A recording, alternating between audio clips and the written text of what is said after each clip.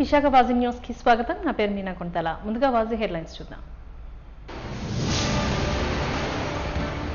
అమరావతిపై YCP నాయకుల మాటలు సభ్య సమాజం సిగ్గుతో తలదించుకునేలా ఉన్నాయన్న హోంమంత్రి. తిరుపతిలో ప్రభుత్వం మీద బురద జల్లే ప్రణాళిక చెవిరెడ్డి భాస్కర్ రెడ్డి రచించారంటూ మండిపడ్డ వంగల్పూడి అనిత.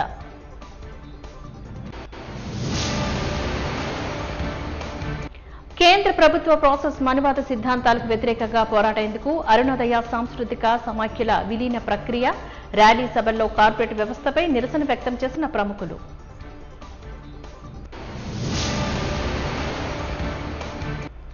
ప్రభుత్వాధికారిక లాంఛనాలతో మాజీ ఎమ్మెల్యే పల్లా సింహాచల అంత్యక్రియలు, అశ్రుని నివాళులర్పించిన టీడీపీ సీనియర్ నాయకులు, కార్యకర్తలు, అభిమానులు.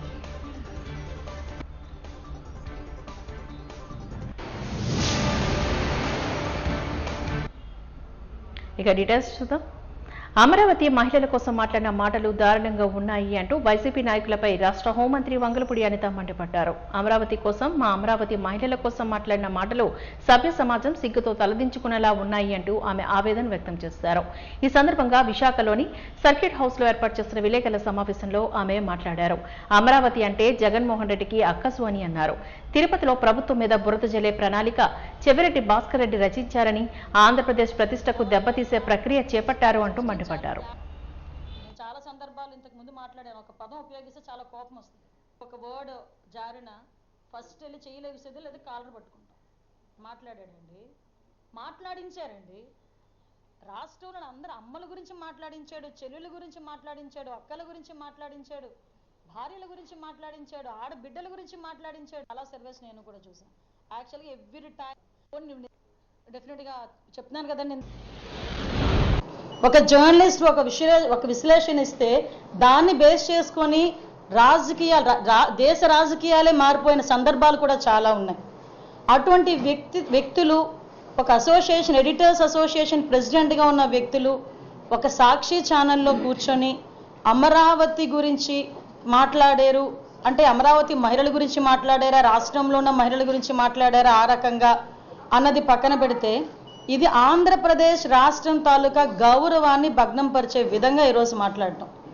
నేను ఎందుకు ఈ మాట చాలా క్లియర్గా చెప్తున్నానంటే, ఈరోజు సాక్షి పేపర్ ఎవరిదో మనందరికీ తెలుసు.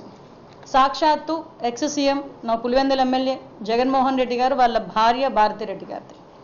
సో అక్కడ కూర్చొని అమరావతి గురించి అలాంటి మాటలు మాట్లాడడం నాకు తెలిసి వైసీపీ వాళ్ళు కూడా హర్షించకూడదు, వాళ్ళు కూడా ఎట్టి పరిస్థితుల్లో యాక్సెప్ట్ చేయకూడదు.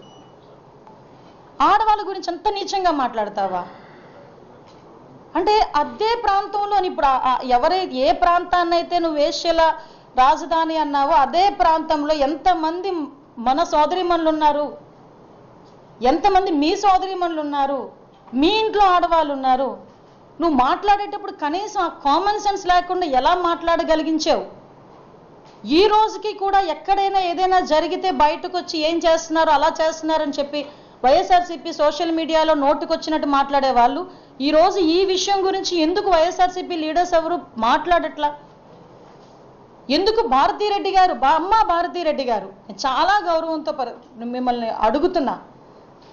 నేను ఒక చీఫ్, ఒక పేపర్ చీఫ్, ఒక సాక్షి ఛానల్ కానీ పేపర్ కానీ చీఫ్ ఒక మహిళ అయినందుకు నిజంగా గర్వపడాలి. ఎందుకంటే ఒక మహిళ నడుపుతోంది అని చెప్పి నేను కూడా గర్వంగా ఫీల్ అవుతా, ఒక మహిళ నడుపుతోంది అని. కానీ మీరు ఒక మహిళగా నడుపుతున్న మీ ఛానల్లో, మీరు ఒక చీఫ్గా ఉన్న మీ సాక్షి పేపర్లో అమరావతి గురించి, రాష్ట్రం గురించి మీ తాలూకా డిస్కషన్, మీ ఛానల్ తాలూకా డిస్కషన్లు ఇంత నీచంగా మాట్లాడితే కనీసం బయటకు వచ్చి ఖండించిన పాపాన్ని ఎందుకు పోలేదు? దీని వెనకాతల మీ హస్తం ఉందా? లేకపోతే మీ వెనకాతల జగన్మోహన్ రెడ్డి గారి హస్తం ఉందా? ఎందుకు నాకు ఇప్పటికీ అర్థం కానిది ఏంటంటే, అతగాడు ఏదో మాట్లాడాడండి, 150 ఆర్గనైజేషన్స్ ఉన్నాయి విజయవాడ పరిధిలోని, సో దట్ నేను అందుకే ఇలా మాట్లాడాను అని దానికి ఏదో కొంచెం ఏదో టెంకరింగ్ ఇస్తున్నాడు. ఎందుకు సంథింగ్ ఇక్కడ ఇంకొకటి కూడా నాకు అర్థం కానిది ఏంటంటే, దట్ కొమ్మినేని శ్రీనివాస్ ఆ డిస్కషన్ మాట్లాడేటప్పుడు, సార్ ఇలా మాట్లాడితే మీ మీద పడతారేమో చూడండి అంటున్నాడే కానీ, అరే నువ్వు మాట్లాడింది తప్పురా నాయనా, నువ్వు బ్యాక్ తీసుకో, సారీ చెప్పన్న పదం ఆ రోజు మాట్లాడలే, నేను మొత్తం చూసా. సో అంటే ఎలాగా ఆంధ్రప్రదేశ్ ప్రైడ్ని దెబ్బతీయడానికి వీళ్ళు ప్రయత్నం చేస్తున్నారన్న విషయాన్ని ప్రజలు కూడా అర్థం చేసుకోవాలి. అంటే అవాస్తవాల్ని ఏదో ఎక్కడో ఛానల్లో కూర్చొని నోటుకు వచ్చినట్టు మాట్లాడేస్తే అవన్నీ నిజాలైపోతాయి. దాన్ని మేము మిగతా చిన్న చిన్న కట్ అండ్ పేస్ట్ చేసుకొని మేము సోషల్ మీడియాలో వదులుకుంటామంటే ప్రజలు చూస్తూ ఊరుకోవాలా? సిస్టమ్ చూస్తూ ఊరుకుంటుందా? సాధారణంగా ఒక వ్యక్తికి సంబంధించిన ఇష్యూస్ని కూడా మాట్లాడేటప్పుడు చాలా ఆలోచించి మాట్లాడతాం. జూన్ 21న విశాఖ వేదికగా జరగనున్న అంతర్జాతీయ యోగా దినోత్సవ సన్నాహాల్లో భాగంగా ఆదివారం ఉదయం స్థానిక పోర్ట్ స్టేడియంలో నిర్వహించిన యోగాంధ్ర వేడుకలు ఉత్సాహంగా సాగాయి. వయోవృద్ధులు, విభిన్న ప్రతిభావంతులు, యూసీడీ మహిళలు, విద్యార్థులు, యోగా అసోసియేషన్ ప్రతినిధులు, వివిధ విభాగాల అధికారులు దీనిలో భాగస్వాములయ్యారు. యోగా శిక్షకుల సూచనలకు అనుగుణంగా వివిధ ఆసనాలను వేశారు. ఉదయం 7 గంటల నుంచి 8 గంటల 30 నిమిషాల వరకు ఏకతాటిగా సాగిన ఈ కార్యక్రమంలో యోగాసనాలతో పాటు ఓం శాంతి ఆధ్వర్యంలో ధ్యానం కూడా చేస్తారు. ఈ క్రమంలో 78 ఏళ్ల వయసు కలిగిన ఉమామహేశ్వరరావు అనే వృద్ధుడు అత్యంత క్లిష్టమైన ఆసనాలు వేసి ప్రత్యేక ఆకర్షణగా నిలిచారు. సభ్యులందరూ కరతాళ ధ్వనులతో ఆయన్ను అభినందించారు.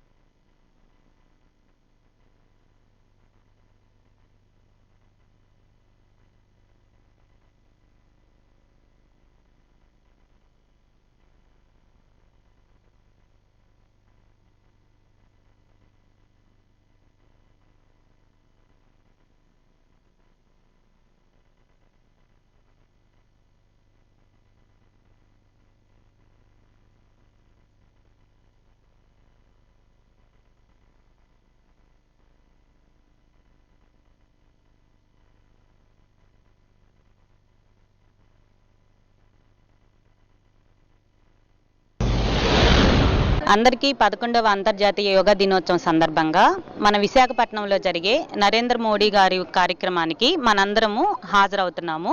ఈ కార్యక్రమం కోసం మనము అనేక చోట్ల పలు కార్యక్రమాలని, యోగా కార్యక్రమాలని నిర్వహించడం జరుగుతుంది. ఈరోజు విశ్వనాథ్ కళాభారతి స్టేడియంలో మనకి ఈరోజు యోగా చేయించడం జరిగింది. దీనికి వేల సంఖ్యలో ఎంతోమంది అభ్యర్థులు దీనికి పాల్గొనడం జరిగింది. 1000 మంది సాధకులతోటి పెద్దవాళ్ళు, అన్ని వయసుల వారు, 8 సంవత్సరాల నుంచి 80 ఏళ్ల వయసు వారు కూడా ఈరోజు యోగా సాధనలో పాల్గొన్నారు. ముఖ్యంగా ఈ 11వ అంతర్జాతీయ యోగా దినోత్సవం విశాఖపట్నంలో జరగటం మా యోగా టీచర్లందరికీ కూడా చాలా గొప్ప చైతన్యాన్ని నింపుతుంది. సుమారుగా 5 లక్షల మంది ఆ రోజు ఆ ప్రోగ్రాం చేయడానికి సిద్ధమయ్యారు. ముఖ్యంగా ప్రధానమంత్రి రాక కోసం ఈ ప్రజలందరూ కూడా చాలా ఉత్సాహంగా ఎదురు చూస్తున్నారు. మనుషులకి అత్యంత విలువైనది యోగా. ఎందుకంటే మన దైనందిన జీవితంలో ప్రతి విషయంలో ఒత్తిడి ఎదుర్కొంటున్నాం. ఆ ఒత్తిడిని తగ్గించే ఏకైక మార్గం యోగా. ఎందుకంటే సాక్షాత్ మాకు ప్రధానమంత్రి మోడీ గారి నిదర్శనంగా చూస్తున్నారు. ఉదయం నుంచి రాత్రి 12 గంటల వరకు నిరంతరంగా ఒక్కరోజు కూడా ఆబ్సెంట్ కాకుండా గత 11 సంవత్సరాల నుంచి నిరంతరంగా ఆయన ప్రధానమంత్రి సేవలు నిర్వహిస్తున్నారంటే కేవలం యోగా. కామన్ యోగా ప్రోటోకాల్ యోగాంధ్ర పేరిట మనకి ఆల్రెడీ ఒక నెల నుంచి మనకి ఉత్సవాలు జరుగుతూ ఉన్నాయి. అందులో భాగంగా ఈరోజు సీనియర్ సిటిజన్ యోగాలో సార్ 78 సంవత్సరాల వయసులో శీర్షాసనం చాలా అద్భుతంగా వేశారు. ఎన్ని సంవత్సరాల నుంచి సాధన చేస్తున్నారు సార్ మీరు? నా 19th ఇయర్ నుంచి కూడా సాధన చేస్తుంది. Okay, very good. ఇప్పుడు మీ ఒకటే కాదండి, ఇంచుమించుగా అన్ని ఆసనాలు ప్రాక్టీస్ చేస్తూనే వెరీ గుడ్. సో అంటే ఆయన 19 సంవత్సరాల వయసులోనే 19 సంవత్సరాల వయసులోనే యోగ సాధన ప్రారంభించారు.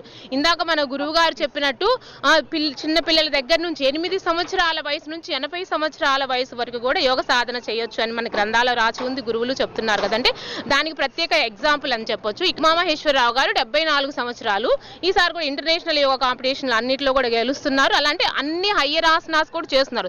ఇదంతా దేనివల్ల సాధ్యమైంది? ఇప్పుడు ఈ వయసులో ఉండి వీళ్ళకి కేవలం బీపీ కానీ, షుగర్ కానీ, ఎలాంటి కీళ్ళ నొప్పులు సమస్యలు కానీ, చాలా మంది మోకాళ్ళ నొప్పులు, నడువుల నొప్పులు, heart problems, diabetes and problems వస్తూ ఉంటాయి కదా వస్తుతో పాటు, అలాంటి ఏమీ లేకుండా నవ యువకుల్లాగా వీళ్ళిద్దరు ఉన్నారు. అంటే ఈ రోజు మనం కండక్ట్ చేసినటువంటి ఈ సీనియర్ సిటిజన్ యోగా మా నరేంద్ర మోడీ గారి పిలుపుతో, అలానే చంద్రబాబు నాయుడు గారి ఆదేశం మేరకు మన లోకల్ హరిచంద్ర ప్రసాద్ కలెక్టర్ గారు చెప్పిన విధంగా మనం ఈ ప్రోగ్రామ్ కండక్ట్ చేసాము. ఓన్లీ కండక్ట్ చేయడమే కాదు, మనం ఎగ్జాంపుల్ అనేది ఇక్కడ చూస్తూనే ఉన్నాం అనమాట. వాళ్ళు నిత్యం యోగాని సాధన చేస్తూ ఫాలో అవుతూ ఆరోగ్యంగా ఆనందంగా జీవిస్తున్నారు. మన జరగబోయే జూన్ 21వ తేదీ ఇంటర్నేషనల్ యోగా డేని 500 లక్షల మందితో Guinness book of world record create చేయడానికి మన ప్రభుత్వం ప్రయత్నిస్తుంది. మనం అందరం సహకరించి ప్రతి ఒక్కళ్ళు కూడా యోగా చేసి ఆరోగ్యంగా ఉండాలి. యువకులు అంటే ఇప్పుడు చూస్తున్నాం కదా, చాలామంది మంచివాళ్ళు ఉన్నారు, చెడిపోతున్నారు చాలామంది.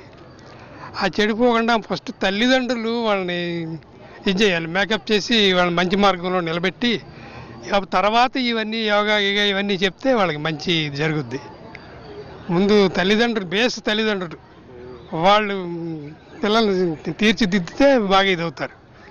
లేకపోతే మన చంద్రబాబు నాయుడు గారిని అనుకున్న ఆశయాలు యువత అంటున్నారు. యువతలో సగం మంది మనం చూస్తున్నాం, పాడైపోతున్నారు జనాలు. ఈ గంజాయి ఇవన్నీ తాగేసి మాలాడు ముసలోళ్ళనే ఒరే బాబు ఏంట్రా అంటే అది తప్పు కింద వాళ్ళకి కనపడుతుంటే మనల్ని తిరగబడుతున్నారు మన మీద. రెస్పెక్ట్ కూడా ఏమీ ఉండట్లా. అవన్నీ పోయి మరి తల్లిదండ్రులతో ఉంది. మరి తల్లిదండ్రులకే తెలియదేమో పిల్లలకి ఏం చెప్తారు. ఆ విధంగా జరుగుతుంది. అందుకని చెప్పి ప్రతి తల్లిదండ్రి పిల్లలకి జాగ్రత్తగా అలవాటు చేసి మంచిగా చెప్తే యోగాలోకి అలవాటు పడతారు. యోగాలో అలవాటు పడితే అసలు హాస్పిటల్కి వెళ్ళాల్సిన పని లేదు. ఎవరు కూడా హాస్పిటల్కి వెళ్ళక్కర్లేదు. హాస్పిటల్స్ డౌన్ అవుతాయి, యోగా ఆరోగ్యం పెరుగుద్ది. అది నేను చెప్పేది. ఎస్టీటీల మాన్యువల్ పద్ధతిలోనే కౌన్సిలింగ్ నిర్వహించాలని ఉపాధ్యాయులు డిమాండ్ చేశారు. విశాఖలోని డీఈఓ కార్యాలయం ఎదుట ఈ మేరకు నిరసనకు దిగారు. గత నెల 19-20 తేదీల్లో ఉపాధ్యాయ సంఘాలతో జరిగిన చర్చల్లో పాఠశాల సమాఖ్య కార్యదర్శి, పాఠశాల కమిషనర్ ఎస్టీటీలకు మాన్యువల్ కౌన్సిలింగ్ అమలు చేస్తామని హామీ ఇచ్చారని, అందువల్ల ఎస్టీటీలంతా ఆ పద్ధతిలోనే కౌన్సిలింగ్ జరుగుతుందని భావించారని ఉపాధ్యాయ సంఘం నేతలు స్పష్టం చేశారు. అయితే అధికారులు మాత్రం హెచ్ఎంలు, ఆ సంఘం నేతలు పాఠశాల సహోదర్య అధ్యాయాల కౌన్సిలింగ్లు అనంతరం ఎస్టీటీలు కూడా నెట్ ఆప్షన్ పెట్టుకోవాలని ప్రకటించిన ఆందోళనకు దిగారు. ఈ ప్రకటనను వ్యతిరేకిస్తూ ఉపాధ్యాయ సంఘాలు ఐక్యవేదిక ఆధ్వర్యంలోని డీఈఓ కార్యాలయం ఎదుట నిరసన బాట పట్టారు.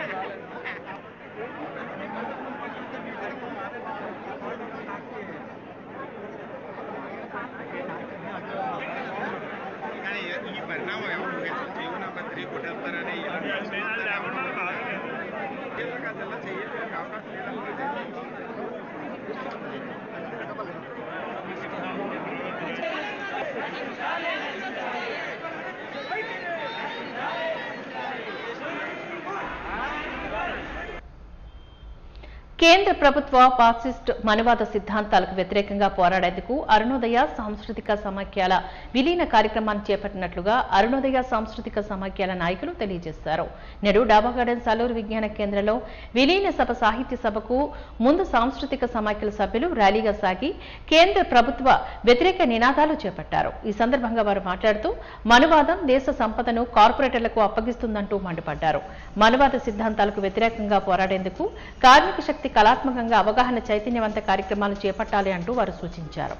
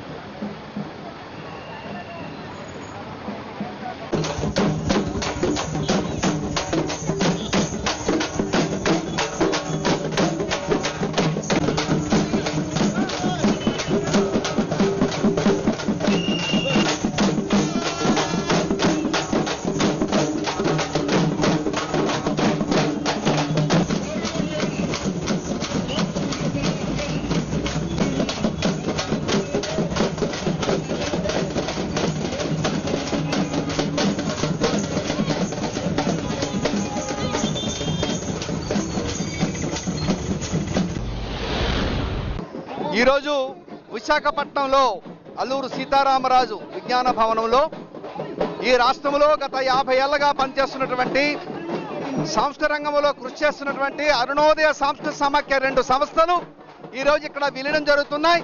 ఈ విలీనం జరుగుతున్న ఈ నేపథ్యం భారతదేశంలో మనుమాద కార్పొరేట్ ఫాసిజం రాజ్యమేలి ప్రజల్ని కకావికలం చేయడమే కాకుండా వారి మూల్గుల్ని పిప్పి చేస్తుంది. ప్రజల్ని నిలువున దోపిడీ చేస్తూ వాళ్ళని హింసిస్తుంది. అతి కిరాతకంగా మానవ హరణానికి పాల్పడుతుంది. దీనికి వ్యతిరేకంగా కళాలని గళాలని ఎక్కుపెట్టాలని సాంస్కృత్యమైన బలోపేతం చేయాలని మనువాద కార్పొరేట్ ఫాసిజానికి వ్యతిరేకంగా పెద్ద ఎత్తున కథలబారి ఒక సాంస్కృతిక ప్రతిఘటన చూపించాలనే ఉద్దేశంతో నిర్వహిస్తున్న ఈ కార్యక్రమానికి ప్రజలు, కళాకారులు, మేధావులు, బుద్ధిజీవులు అంతమంది వచ్చారు. వారందరికీ ధన్యవాదాలు. అరుణోదయ విప్లవ సాంస్కృతిక సమాఖ్య యొక్క విలీన సభ విశాఖపట్నంలో జరుగుతుంది.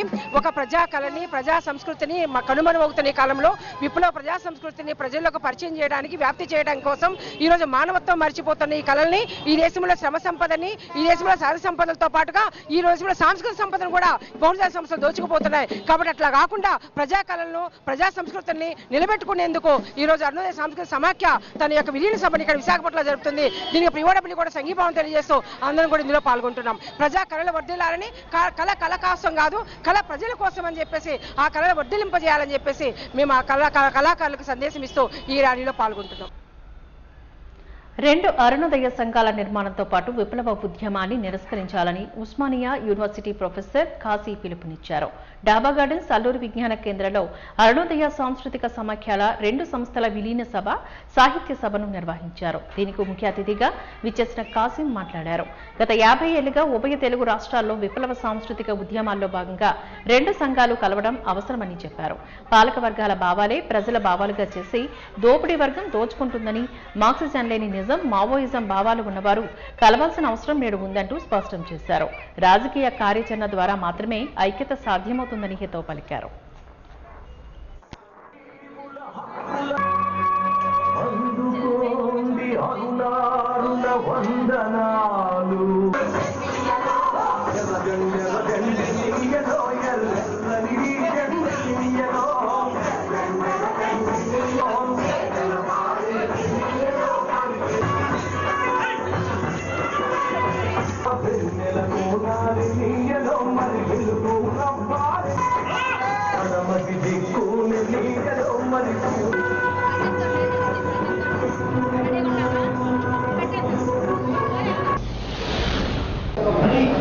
ఈరోజు మేము 2 అరుణోదయ రాష్ట్ర కమిటీలు విలీనం కాబోతున్నాయి.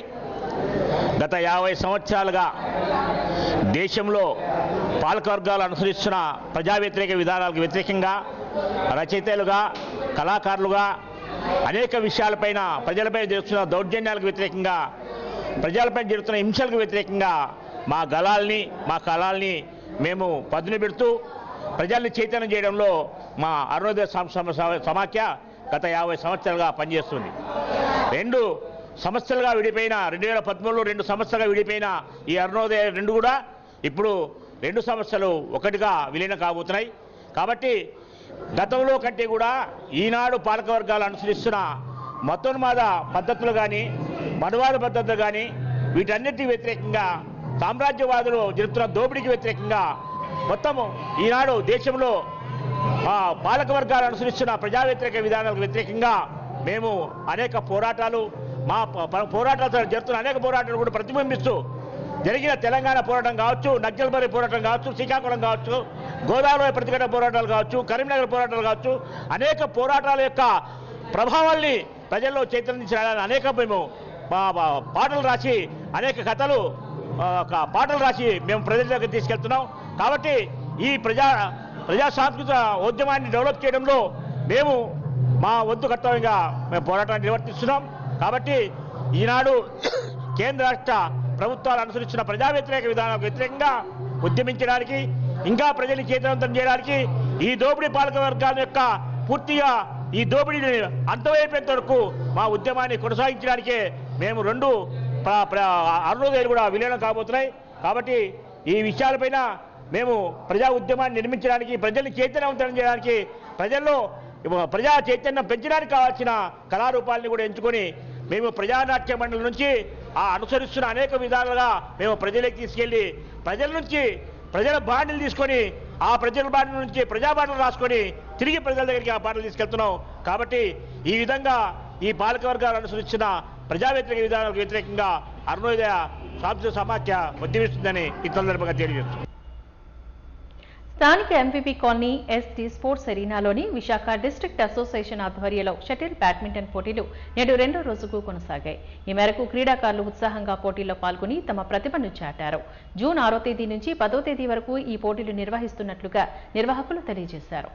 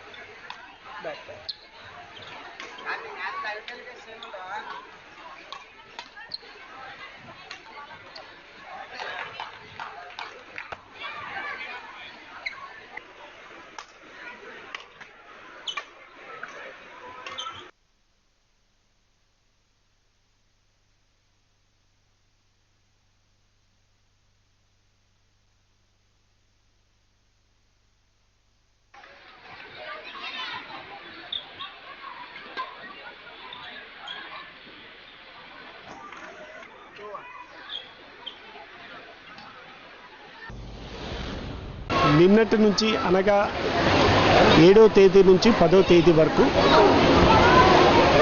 Shuttle badminton Visakhapatnam district association annual badminton championship జరుగుతుంది. ఇది S3 ఎరీనా MVP కాలనీలో జరుగుతుంది. ఈ సందర్భంగా నిన్న ప్రారంభోత్సవానికి శ్రీ పల్లా శ్రీనివాసరావు గారు, ప్రెసిడెంట్ స్టేట్ తెలుగుదేశం పార్టీ, అలాగే ఫస్ట్ సిటిజన్ జీబీఎంసీ మేయర్ గారైన శ్రీ పీలా శ్రీనివాసరావు గారు, అలాగే ఈస్ట్ ఎమ్మెల్యే శ్రీ వెలగపూడి రామకృష్ణ బాబు గారు, సో అలాగే శ్రీ వంశీకృష్ణ యాదవ్ గారు విశాఖపట్నం సౌత్ ఎమ్మెల్యే ఈ ప్రారంభోత్సవ కార్యక్రమంలో పాల్గొనడం జరిగింది. అలాగే నిన్న ఇందులో age groups under 11, 13, 15, 17, 19 men and women, boys and girls, men and women, singles and doubles categories ఈ ఈవెంట్స్ పోటీలు జరుగుతున్నాయి. నిన్న అన్నీ కూడా first and second round matches జరిగాయి. ఈరోజు under 17 years boys singles pre quarter finals, under 11 years girls singles pre quarter finals, under 11 years boys singles pre quarter finals, under 15 years girls singles pre quarter finals, under 15 years boys singles third round, under 13 years girls singles pre quarter finals, under 13 years boys singles third round, under 15 years boys doubles first and pre quarter finals, under 11 years boys doubles pre quarter finals, under 13 years doubles first and pre quarter finals. దక్షిణ నియోజకవర్గం 34వ ward Achampet Shri Shri Vijayadurga అమ్మవారి ఆలయం 24వ వార్షిక మహోత్సవం అత్యంత వైభవంగా ముగిశాయి. గత నెల 21 నుంచి ప్రారంభమైన ఈ ఉత్సవాల్లో ప్రతిరోజు ప్రత్యేక పూజలతో పాటు వివిధ సాంస్కృతిక కార్యక్రమాలను ఆలయ కమిటీ ఏర్పాటు చేసింది. ముగింపు సందర్భంగా ఆదివారం నిర్వహించిన మహా అన్న సమారాధన కార్యక్రమంలో స్థానిక కార్పొరేటర్ తోట పద్మావతి ముఖ్య అతిథిగా పాల్గొన్నారు. ఈ సందర్భంగా ఆమెకు ఆలయ కమిటీ ప్రతినిధులు స్వాగతం పలికి ప్రత్యేక పూజలు నిర్వహించారు. అనంతరం ఆమె మహా అన్న సమారాధన ప్రారంభించి స్థానికులు భక్తులకు అన్న ప్రసాదం అందజేశారు. ఈ సందర్భంగా తోట పద్మావతి మాట్లాడుతూ ఎంతో మహిమగల విజయదుర్గ అమ్మవారి వార్షిక మహోత్సవాలు కనుల పండుగగా నిర్వహిస్తున్న ఆలయ కమిటీ సభ్యులను అభినందించక తప్పదని చెప్పారు. అమ్మవారి అనుగ్రహం అందరికీ ఉండాలని ఆమె ఆకాంక్షించారు. అమ్మవారిని దర్శించుకుని అన్న సమారాధన కార్యక్రమంలోనే పాల్గొనడం పూర్వజన్మ సుకృతంగా భావిస్తున్నట్లుగా పేర్కొన్నారు. ఆలయ కమిటీ ప్రతినిధులు లింగం శ్రీనివాస్, కుమారి తదితరులు మాట్లాడుతూ 24 సంవత్సరాలుగా స్థానిక సహాయ సహకారాలతో అమ్మవారి వార్షిక మహోత్సవాలు అత్యంత ఘనంగా నిర్వహిస్తూ వస్తున్నామని చెప్పారు. ఇదే సహకారాన్ని అందరూ కొనసాగించాలని కోరారు. ఈ కార్యక్రమంలో ఆలయ కమిటీ ప్రతినిధులు కదిరి గురుమూర్తి, సత్యరాజులు, వాసుపల్లి రాజు, గడ్డిపల్లి అప్పన్న తదితరులు ఈ కార్యక్రమంలో పాల్గొన్నారు.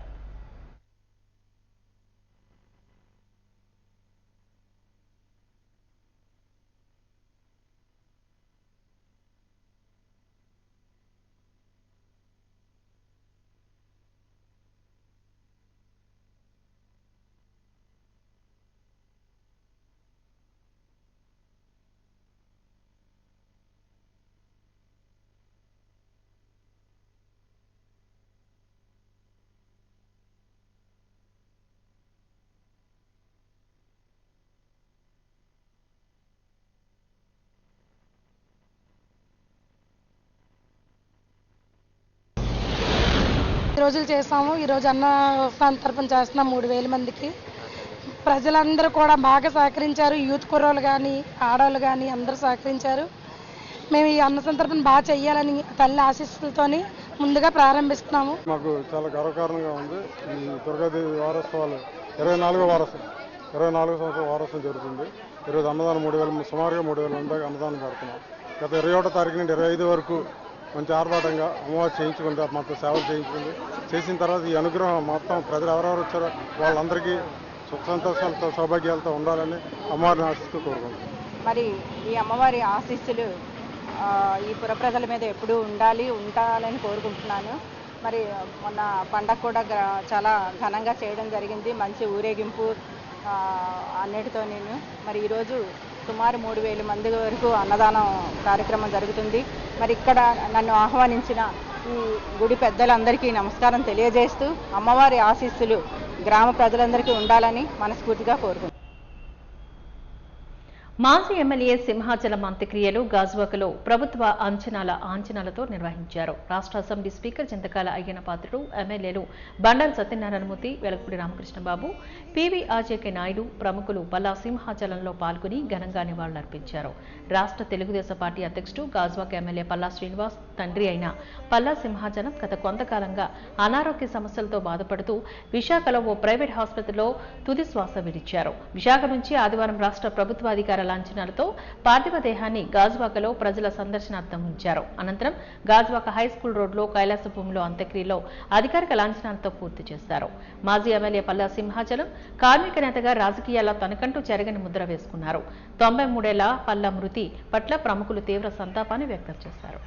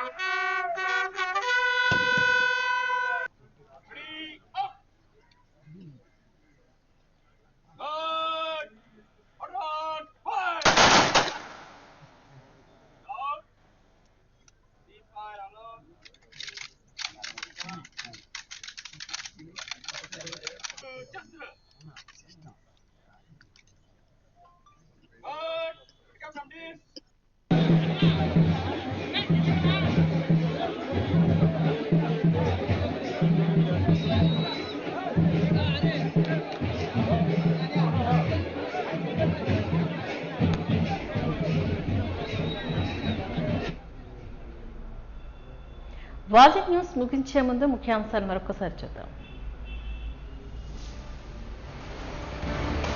అమరావతిపై వైసీపీ నాయకుల మాటలు సభ్య సమాజం సిగ్గుతో తలదించుకునేలా ఉన్నాయన్న హోంమంత్రి. తిరుపతిలో ప్రభుత్వం మీద బురద జల్లే ప్రణాళిక చెవిరెడ్డి భాస్కర్ రెడ్డి రచించారంటూ మండిపడ్డ వంగలపూడి అనిత.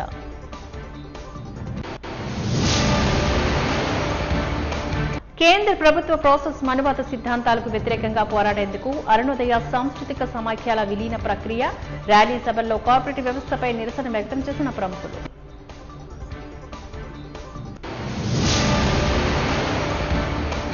ప్రభుత్వారిక లాంఛనాలతోని మాజీ ఎమ్మెల్యే పల్లా సింహాచల అంత్యక్రియలు. అశ్విని నివాళులర్పించిన టీడీపీ సీనియర్ నాయకులు, కార్యకర్తలు, అభిమానులు.